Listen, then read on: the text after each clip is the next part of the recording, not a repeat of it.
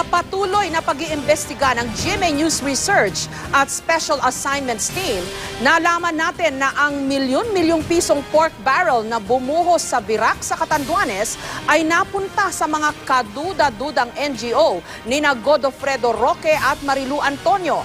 Ang mayor na nanguna sa transaksyon, kamag-anak ng isa sa mga lider ng NGO na nakinabang sa pondo. Bawal ito ayon sa Commission on Audit. Pero mali na nga ang naibigay sa kamag-anak ang proyekto, overpriced pa ng mahigit 1,000% ang mga gamit na ipinamigay. Narito ang special report ni Tina Panganiban Perez. Hindi bababa sa 13 mga livelihood training ang isinagawa ng Gabay at Pag-asa ng Masa Foundation at ng Kaagapay Magpakailanman Foundation sa Virac.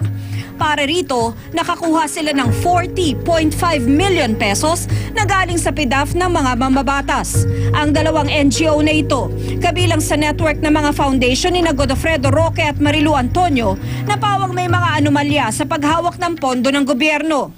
Dito sa Virac Sports Center, idinaos ang ilang livelihood trainings na pinondohan ng PDAF ng ilang mambabatas at ipinatupad ng lokal na pamahalaan sa pamamagitan ng ilang NGO. Kapag umattend ang seminar, may pagkain at 100 pisong pamasahe. Kasama rin sa ipinamimigay na livelihood kit ang mga training manual. Ang ilan sa mga ito, may tatak na ML Antonio Enterprise. Si Marilu Antonio na presidente nito, kapatid ni Virac Mayor Flerida Antonio Alberto. Kabilang si Flerida Alberto sa mga incorporator ng ML Antonio Enterprises noong 2011 bago pa siya naging mayor. Base sa mga dokumento ng proyekto, ang KKK Gabay para sa Kabuhayan na manual ay may halagang 1,500 piso. Ang manual naman ukol sa teknolohiyang pangkabuhayan ay hindi bababa sa 3,000 piso kada set. Sinuri namin ang dokumento ng bidding para sa proyekto.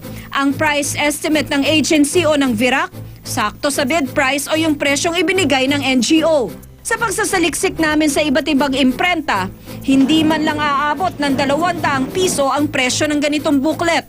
Ang iprenesyo ng Kaagapay Magpakailanman Foundation, mas mataas ng mahigit 1,000%.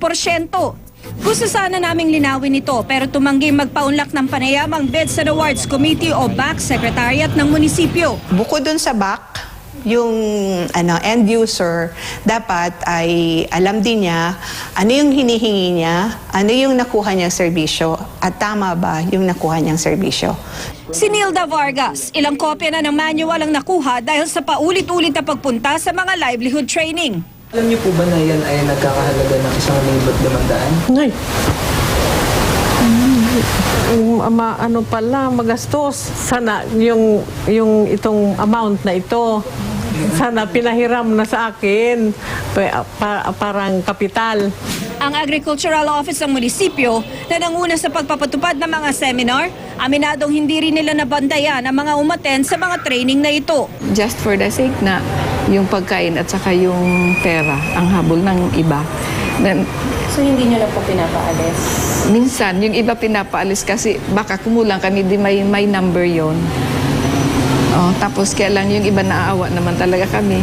Malayo pa yun. Just to attend. Sa special audit ng COA, sinisita ang paulit-ulit na pangalan ng mga dumadalo sa mga livelihood training ng mga kaduda-dudang NGO. Kasama nga sa mga nasita ang Gabay at ang Kaagapay. Sabi ng COA, ang sobrang mahal na mga proyektong ito ay hindi naman daw nakakatulong sa mga tao. Meron namang independent body ang government para i-assess nila talaga ang impact nun. Nakaugnayan namin ang 3 sa 6 na mamabatas na nagpondo ng proyekto. Si Ako Bicol Party List Representative Alfredo Garbin Jr. Let me just clarify that nag-allocate po kami ng pondo hindi sa NGO. Nag-allocate po kami ng pondo ng bayan po sa LGU Virac Catanduanes. Sabi naman ng anak ni Anad Party List Representative Rodante Marcoleta sa isang text message na ang proyekto raw ay sa kahilingan ng mayor. Responsibilidad daw ng lokal na pamahalaan na siguruhing nasunod ang tamang proseso rito. Sa isang email naman, sinabi ng opisina ni A Teacher Party List Representative Juliet Cortuna na hindi raw siya ang pumili ng mga NGO na ito. Ang tanggapan daw ng mayor ang kanilang kausap. Giit naman ni Virac Mayor Flerida Alberto, maayos naman daw na naipatupad ang proyekto at dumaan sa tamang bidding process. Tina Panganiban Perez, Nakatutok, 24 Oras.